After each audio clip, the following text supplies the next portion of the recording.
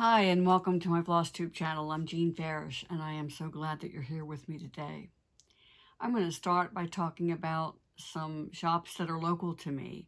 I'm very fortunate that within a 30-minute to 2-hour drive, I have several great shops that feature both counter cross stitch and needlepoint, and sometimes both in the same shop.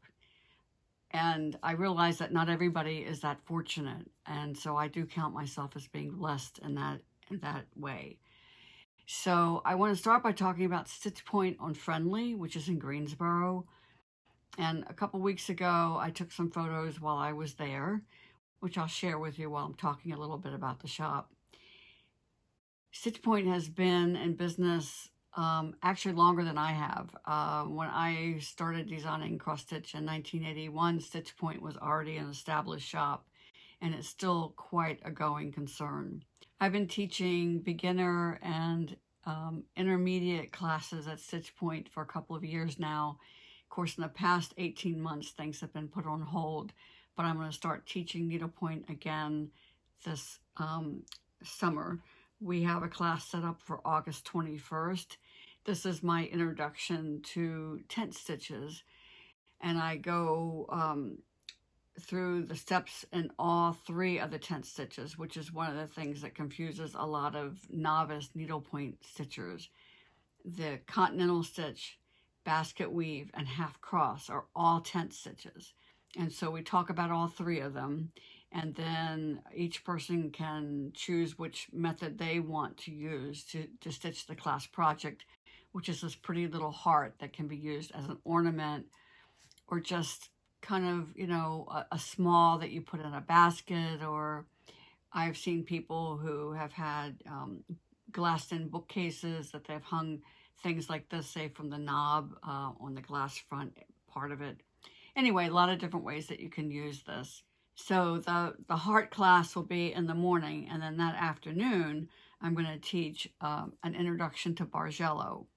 Bargello, to me, is one of the more interesting aspects of needlepoint because it combines needlepoint on canvas with a counted thread technique. Bargello is not done on a painted canvas. It's done on a plain canvas.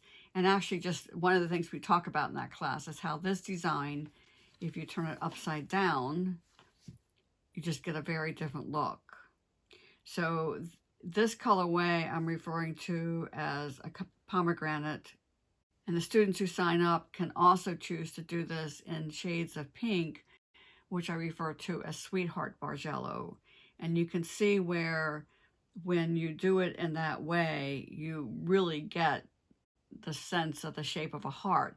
Now, both of these designs are done exactly the same way, same count, same everything. The only thing that's different are the colors of thread that are used in the Bargello. So those are the 2 classes I'm teaching at Stitch Point in August. That's on August 21st. And then this fall, I'm going to teach a counted thread class. When Patsy and I met to talk about which classes I'd be teaching, this is the one that we decided on, the Melbourne Sampler, which frankly I had planned to teach in the spring of 2020, but you know what happened to those plans. So the people who originally signed up for that class will be happy to know it's back on the schedule.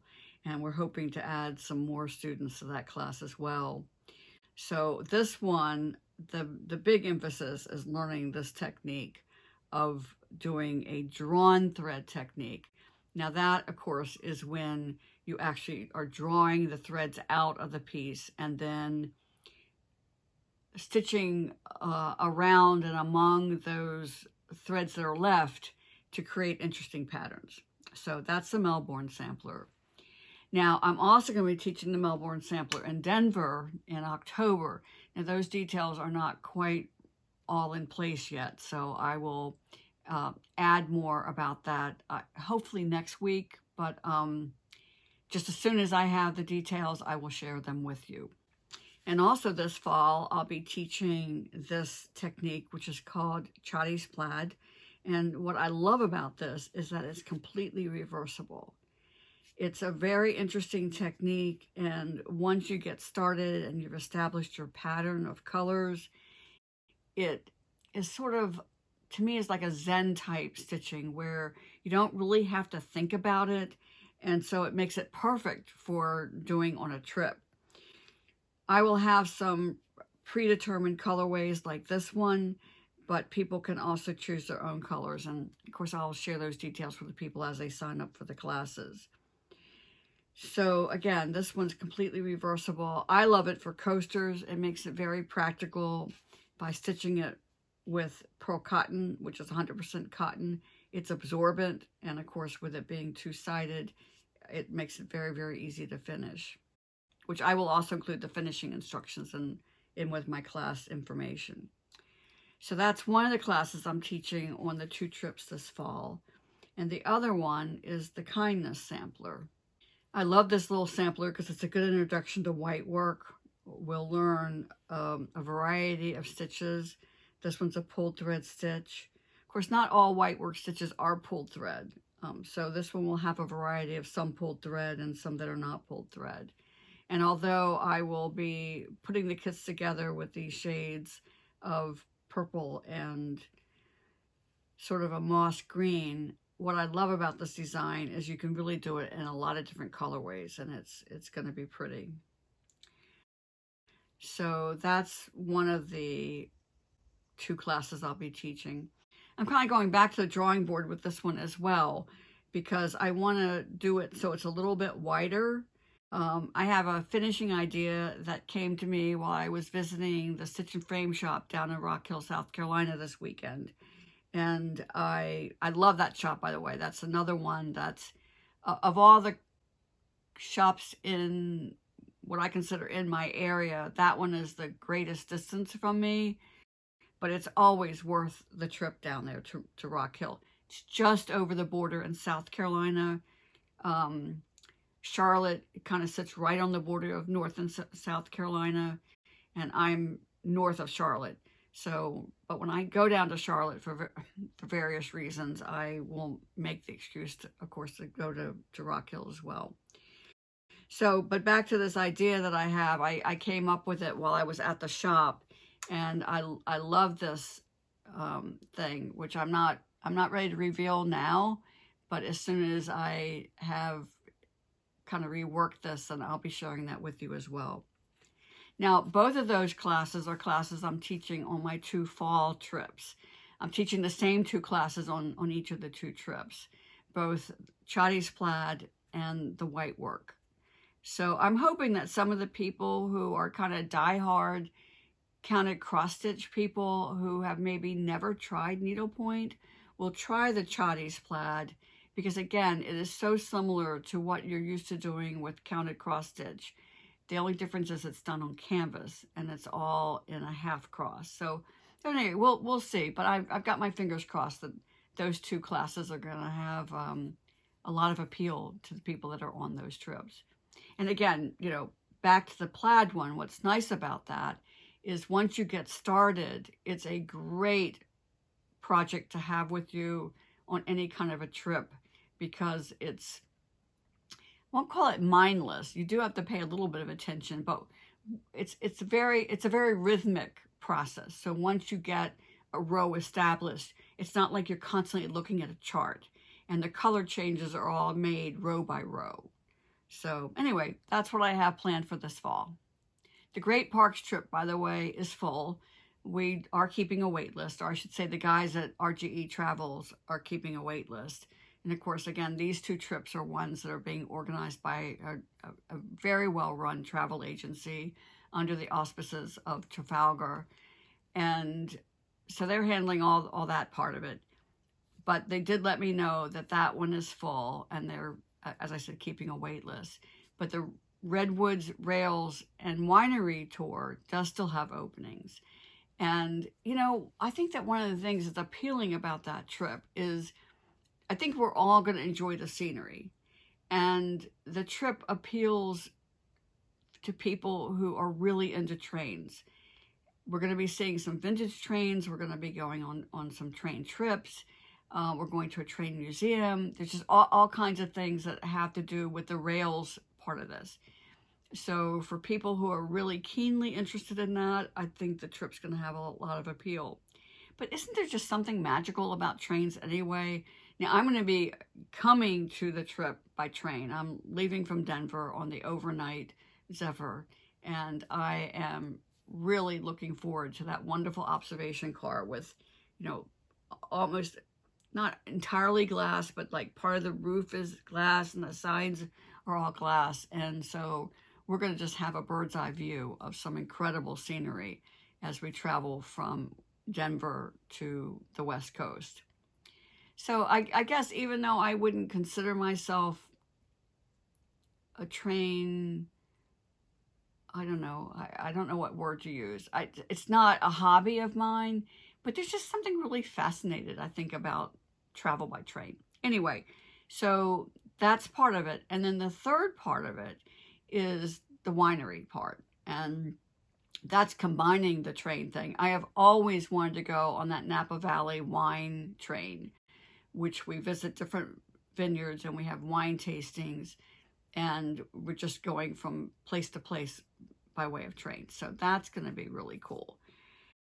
And on that trip, we're going to have our very own sommelier that will be traveling with us. So besides just enjoying the scenery of California and the vineyards of Napa Valley, I'm also hoping to kind of up my game as far as just learning more about wines. So that's what's going on with that.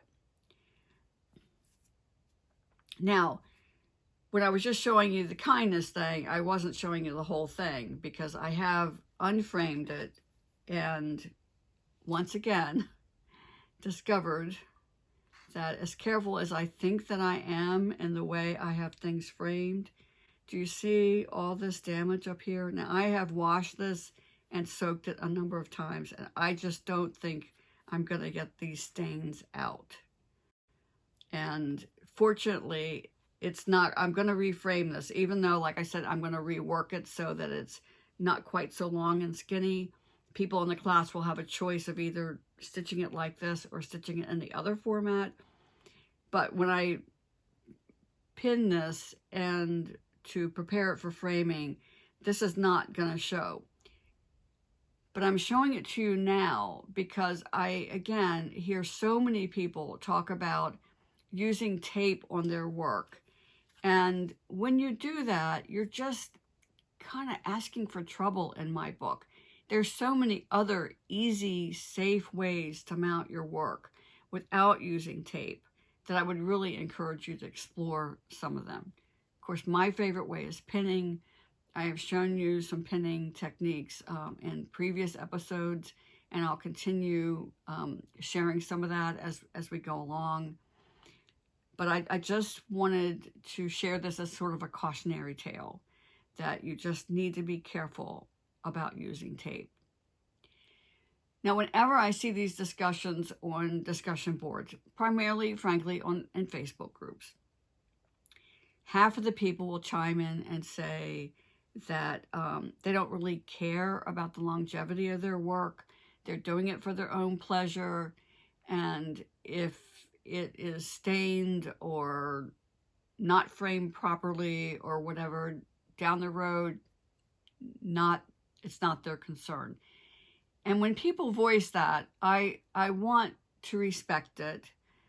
And I feel like that I do, because truly, I mean, if that's how they feel, it's not my job to change their mind. It's not anybody's job to change their mind.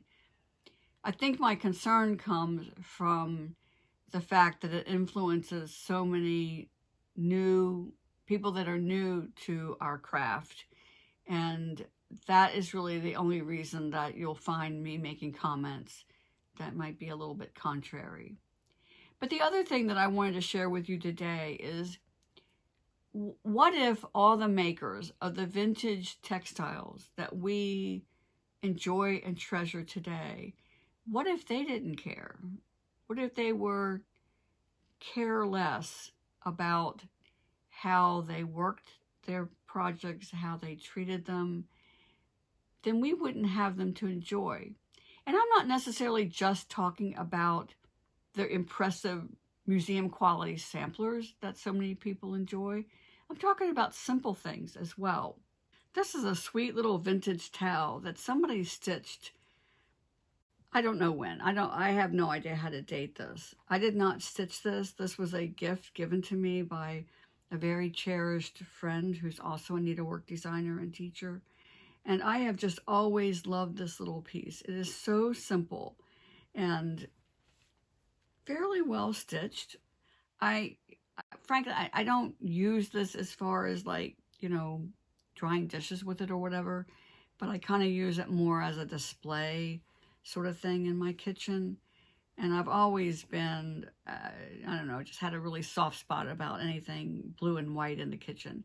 But this is a sort of example where I'm talking about that this person cared enough about her work to do it well and to take care of it, and then whoever had it next took care of it, and it just went down the line and ended up being something that I just love. In my continuing saga of designing and stitching the Bison Elk, which is also for that great parks trip, I shared previously how I changed the color of the quote when I realized how much it was going to be just too much to have it the same color as this divider border.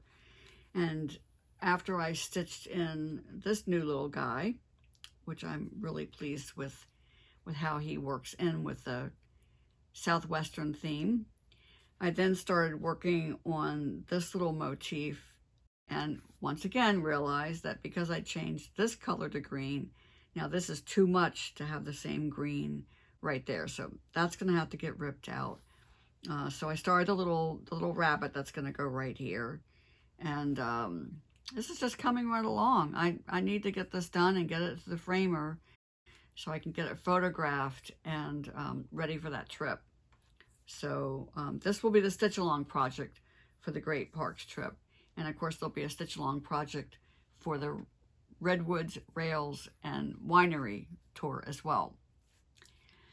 So now I can finally update you as far as where we are with Roxie. And the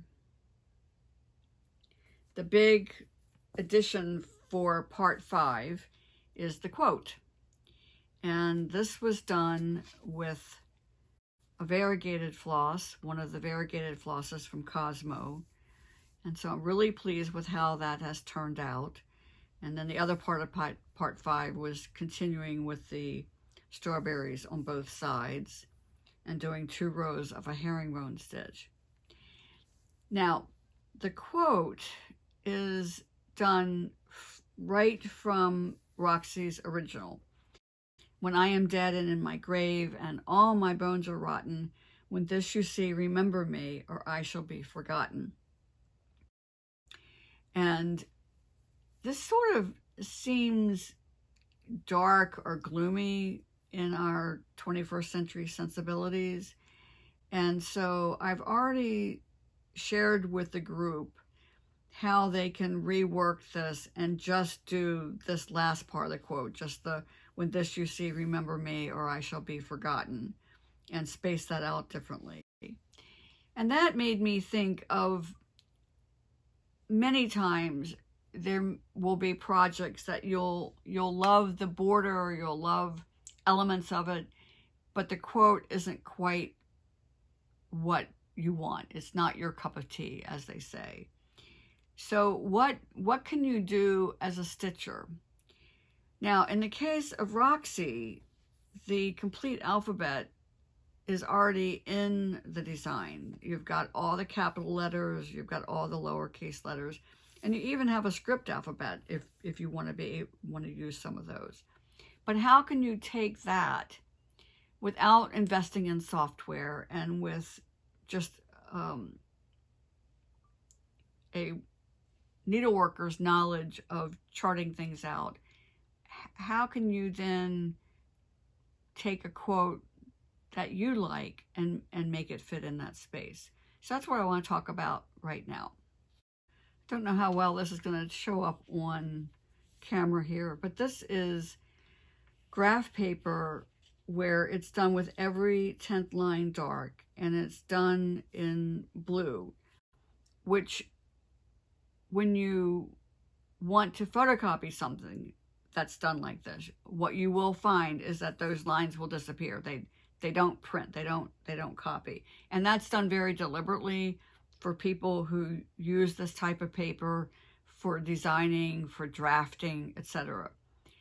The reason I like it is because the lines are blue, and it makes it so that the elements I'm putting on the paper are more dominant. I find that when I am graphing something out on graph paper that has black lines, the lines sort of are too dominant. They become a design element of their own, and they make it difficult for me to actually see the design as it's going to be done on fabric, because of course the grid that we stitch on in our counted cross stitch work falls away, and you're not seeing the background, you're seeing just the elements that you're stitching.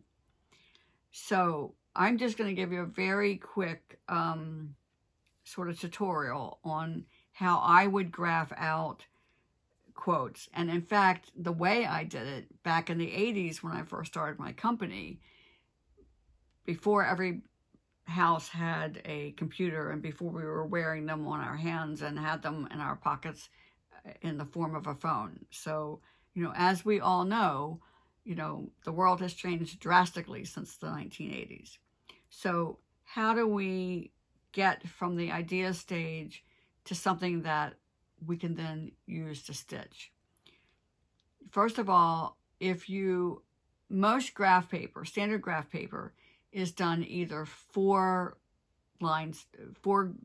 squares to an inch or 8 squares to an inch. And that's for the people who do drafting and architecture work and whatnot. That's just for reasons of scale. So you can use that, but if you can find the kind that has every 10th line dark, that will make it easier for you, because that's what you're used to in the world of counted cross stitch. One of the quotes I thought about using for this sampler is an Eleanor Roosevelt, which you may be familiar with already, and that is, "The future belongs to those who believe in the beauty of their dreams." So for this exercise, I'm just going to proceed as if that's going to be the quote that I'm going to use. So I'm going to use the letters that are in the actual alphabet within the sampler and graph them out. And as I start, I'm not going to be concerned at all about spacing or what's going to fit or whatever. So I just need to find the letter T.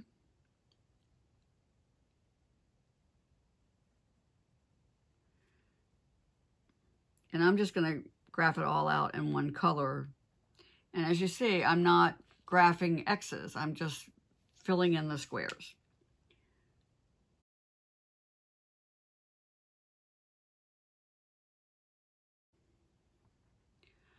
Now, in general, I leave 1 space between letters.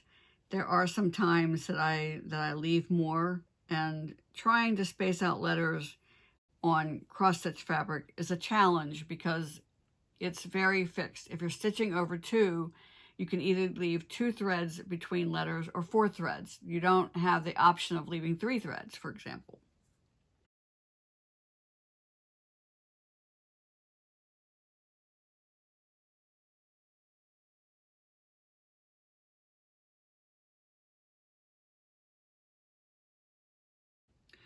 Between words, I generally leave 4. So let me find the F in this particular alphabet. Okay, now here's an example where I would not leave a space, or would consider not leaving a space, because this extends over, and visually your eye sees a space between the 2 letters, even though technically there isn't a row of squares between them.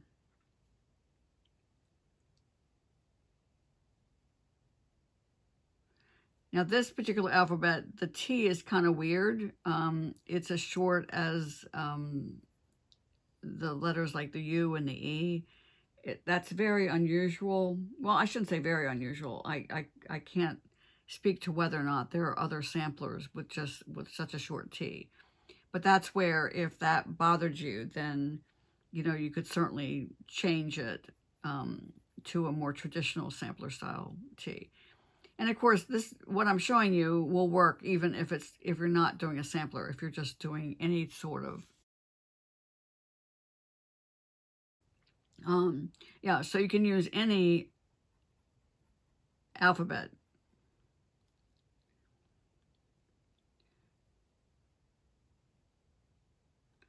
So I'm not going to sit here and graph the whole thing out where you're watching me do it. I think that would sort of be like watching paint dry.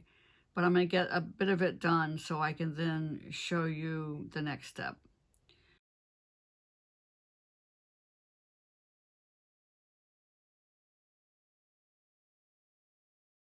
So again, at this point, just get it on paper. Don't worry about where the lines break or whatever. So now that I've graphed it all out, the next thing to do is to literally cut and paste. Now, those of you, again, who are used to computer programs are familiar with the term cut and paste. But when we talk about cutting and pasting in this kind of a case, we're talking about literally cutting and pasting it. So what I do is I cut it out in strips.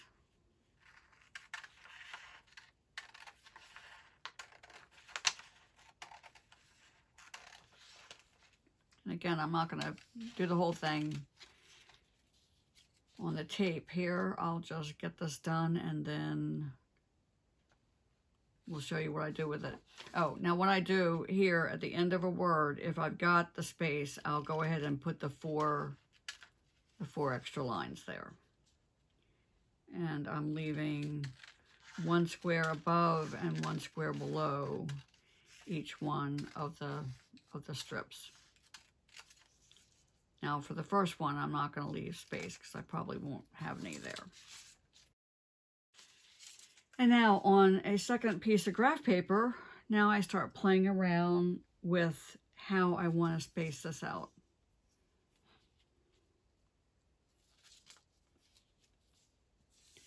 Now I don't want this word dreams just down here all by itself, so then that's when I need to start thinking about what my options are.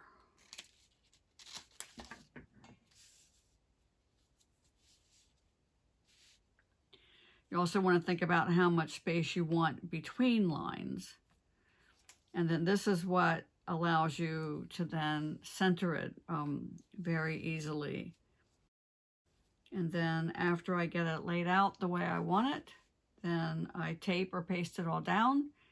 And I use this as my chart to stitch from. So that's an easy way to change a verse in a sampler that you don't particularly care for. So that's one idea for you. Now, as I said, this is the way I originally designed all of my cross-stitch books in the 80s. This is the big 4th of July weekend here in the States, and I've decided in celebration of that I'm going to put America Land That We Love on sale at half price in my Etsy shop from now until July 10th. So a full week for you to take advantage of that if you would like to. And again, this is something that I designed back in the 80s. People have asked me from time to time what the logic is behind some of the choices. And people can have some pretty strong emotions about what I chose to represent their states. And to them, I always say the same thing, and that is that each one of the motifs fits in the space allotted for any one of the states. So if you live in Virginia and you raise horses, then take the horse from Kentucky and put it in Virginia, if that's what you would like to do. So enjoy the 4th of July weekend. I hope that however you're celebrating, that you are with family and friends and are remembering what this weekend is all about. And when you stitch, stitch happy, stay safe, and I'll see you next week.